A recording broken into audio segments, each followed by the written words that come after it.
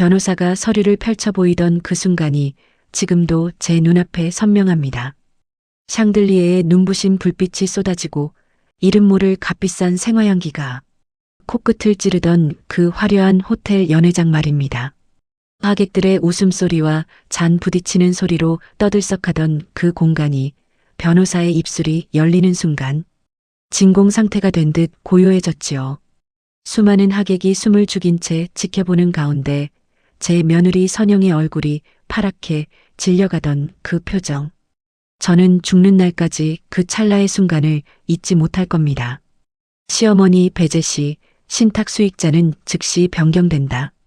남편이 남긴 유언장의 그 서늘한 한 줄이 낭독되는 순간 선영이는 떨리는 손으로 테이블 모서리를 하얗게 질리도록 움켜쥐었습니다.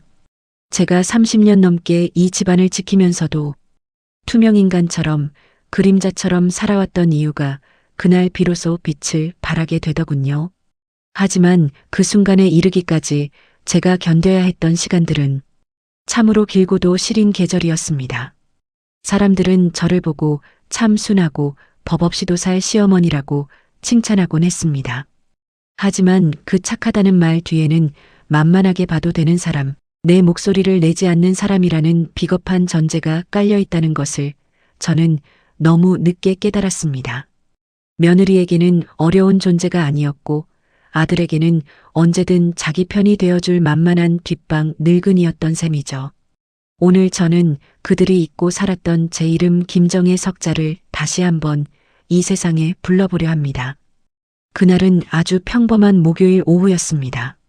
저는 2층 베란다에서 젖은 빨래들을 하나하나 펴서 널고 있었죠. 겨울로 접어드는 길목이라 그런지 바람이 제법 매섭게 뺨을 스쳤습니다.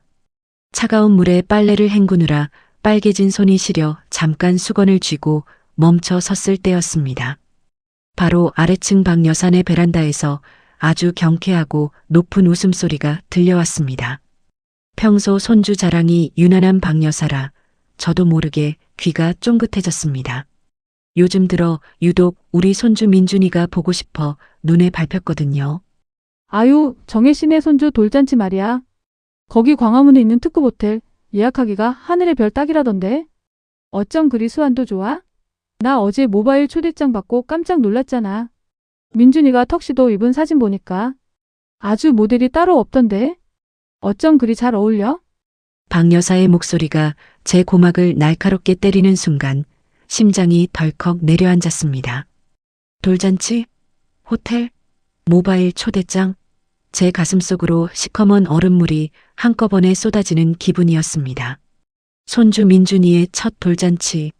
제가 석 달 전부터 돋보기를 쓰고 눈이 침침해지는 걸 참아가며 손수 베네저고리를 뜨고 한 땀 한 땀 축복을 담아 준비해둔 그 소중한 날 말입니다. 그런데 정작 친할머니인 제가 우리 손주 돌잔치 소식을 이웃집 박 여사의 입을 통해 건너듣다니요.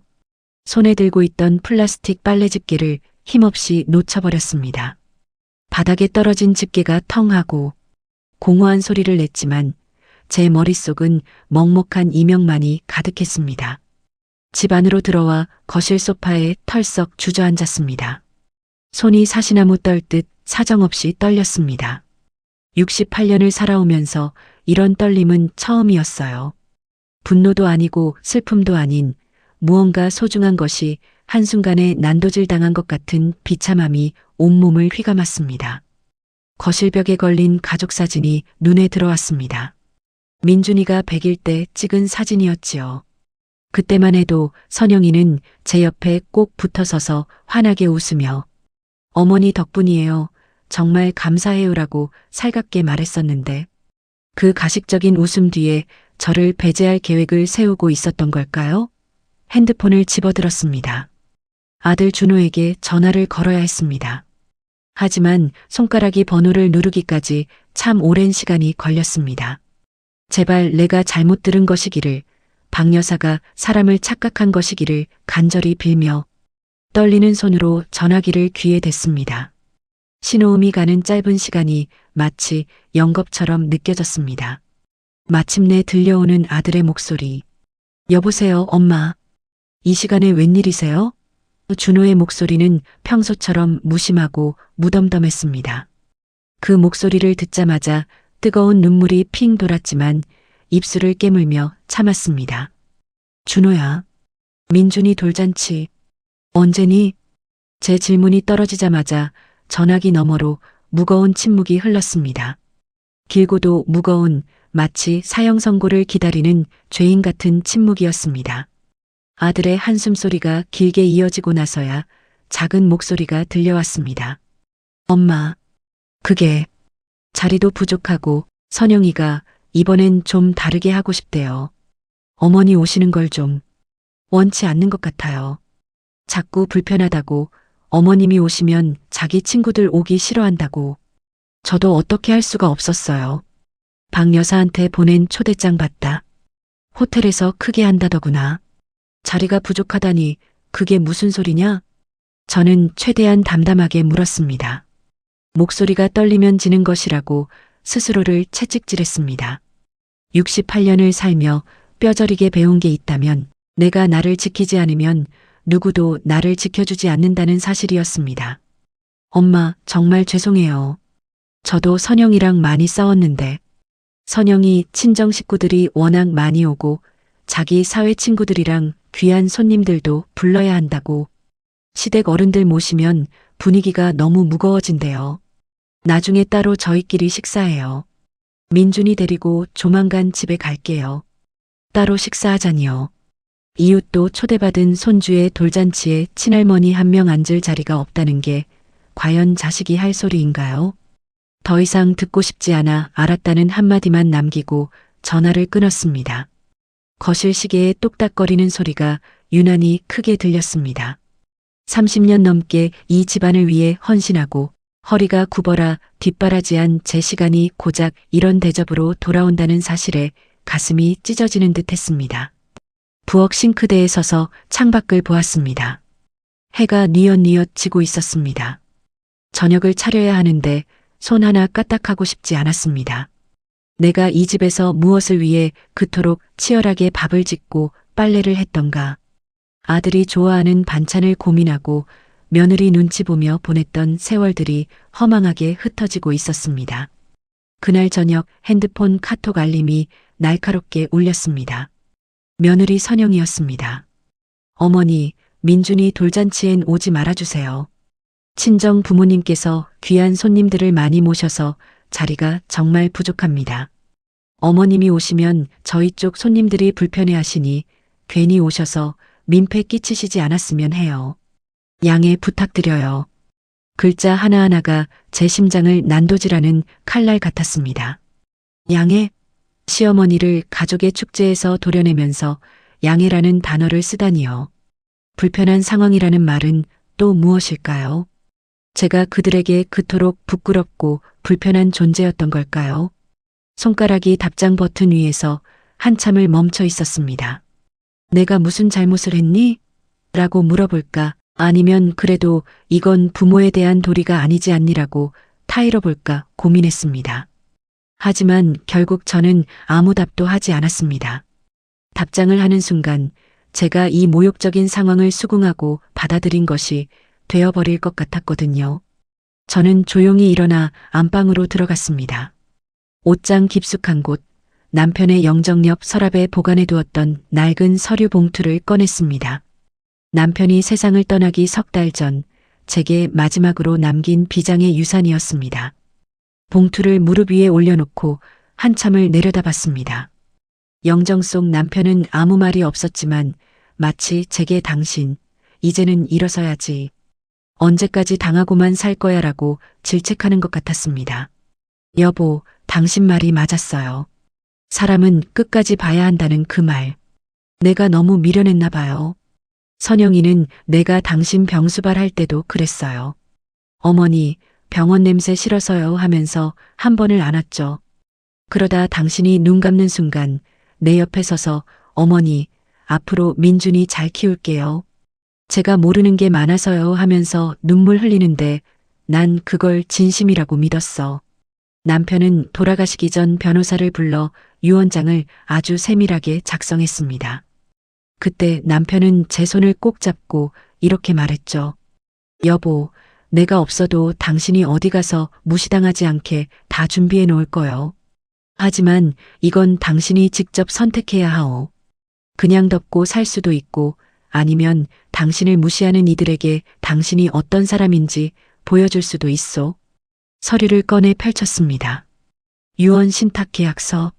남편이 남긴 마지막 보루이자 홀로 남은 저를 지켜줄 유일한 방패였습니다. 거기엔 선명하게 적혀 있었습니다.